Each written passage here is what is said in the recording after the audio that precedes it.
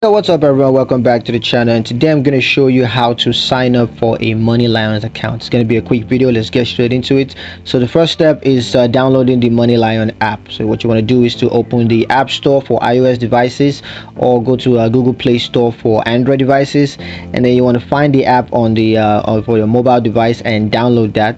And then of course you can just search Moneylion in the search bar, and once you find it, you're going to download and install. So that's the first step done. Now for creating a Moneylion account, after you've downloaded the app, you want to open that up and tap sign up, and then you want to enter your email address and create a password, of course. And then you got to provide personal and financial information. So you got to enter your personal and financial information, including things like your your name, your address, social security number, and the likes. And then you got to verify your identity. So you need to verify your identity through various methods. It could be government issued identification card, or it could be a utility bill, maybe a passport or voter's card or whatever. And then for linking a bank account or debit card, you could just tap link accounts button, and then you got to select your bank or debit card issuer. So you got to choose your bank if you're going to use your bank account, or you can use your debit card issuer from the list. That's if you're using a debit card. And then of course you just enter your account credentials. So you got to enter your account credentials, such as your username and password, and then you got to verify your account. So you need to verify your account. You could do that through test deposits or a verification code according to the method that you put. You can just follow the steps, and it's going to help you take care of that.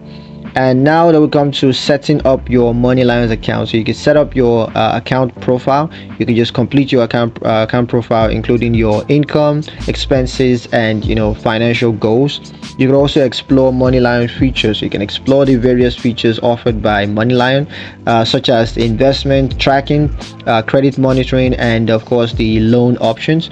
And you can start managing your finance. So you can start managing your finance with Moneylion, and you can also do things like tracking your spendings, creating a budget, setting financial goals. These are all things that you can start doing as quickly as possible.